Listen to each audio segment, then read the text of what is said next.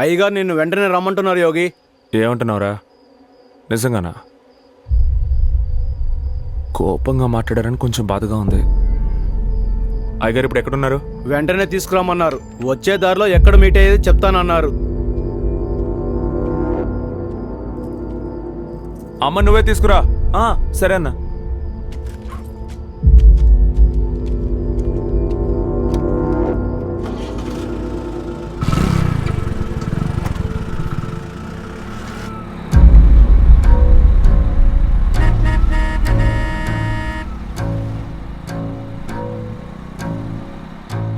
అన్నా బయలుదేరాడు. ఇప్పుడే రైట్ సందులోకి తిరిగాడు.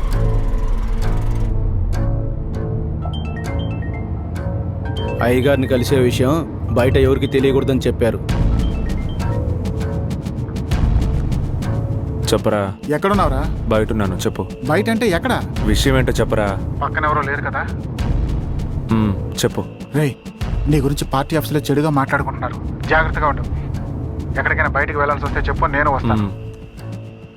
రే రామ్మూర్తి తన లైన్లో ఉన్నాడు, నేను తర్వాత ఫోన్ చేస్తాను. సరే.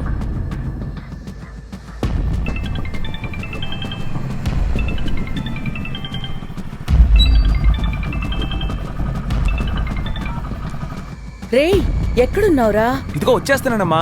త్వరగా రారా. సరే వస్తున్నా. ఫోన్ పెట్టే. వెళ్ళలోకి ఎన్ని ఫోన్లు చేస్తుంది. అసలే మనకి చీకట్లో దెయ్యాల భయం.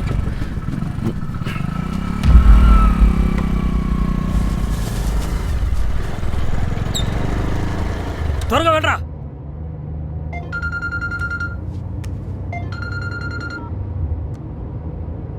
అన్నా రేయ్ అన్నా, మన సీనిగాడు తోబంగ్లకి బండి పోనీరా. సరేనా?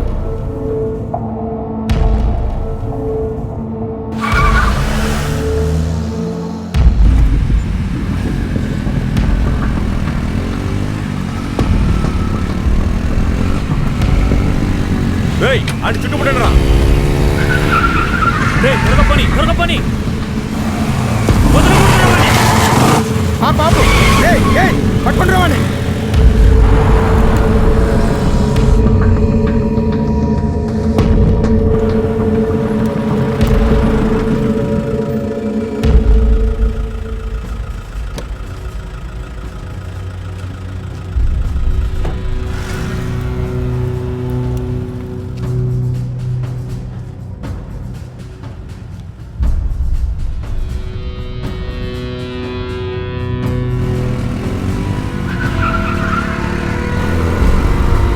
కొట్టావండి, కొట్టా, వదలకో, కొట్టా.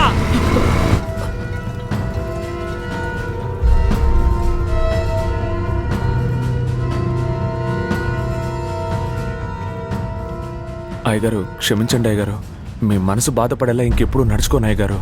ఈ విషయం బయటకు వచ్చి ఉండకూడదు. నిన్ను నమ్మే కదా ఆ ఫైల్ నీ దగ్గరే ఉంచాను. ఇప్పుడు దానివల్ల ఎంత పెద్ద ప్రాబ్లం అయిందో చూసావుగా. అయ్యగారు అది నేను బయటికి ఏం లేదు అయ్యగారు. అడుపరి అడుపరి పోనీరా, స్పీడ్గా పోనీ.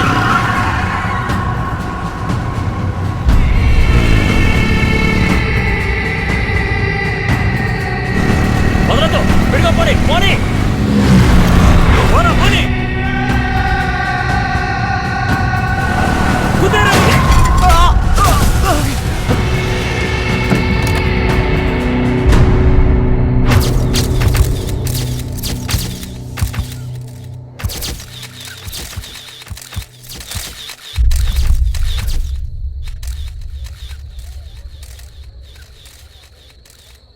నమస్కారం. ఈ ఎన్నికల్లో మా పార్టీ తరఫున అభ్యర్థి రావయ్యా, రా.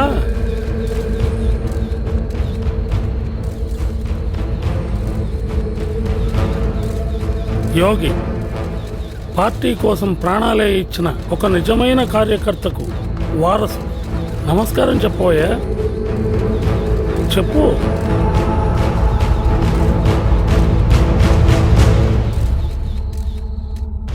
ప్రతిపక్షంలో ఎవరు నాకు పోటీగా నిలబడినా వాళ్ళని ఓడించి నేను గెలుస్తాను. అలా జరగలేదంటే ఈ రాజకీయాల నుంచి తొలగిపోతాను. ఇప్పుడేం చేయబోతున్నావు? ఈ అవకాశాన్ని ఉపయోగించుకుని మన పార్టీని గెలిపించబోతున్నావా, లేదా ఎవిడెన్స్ బయట పెట్టి నా నమ్మకంతో పాటు పార్టీని నాశనం చేస్తావా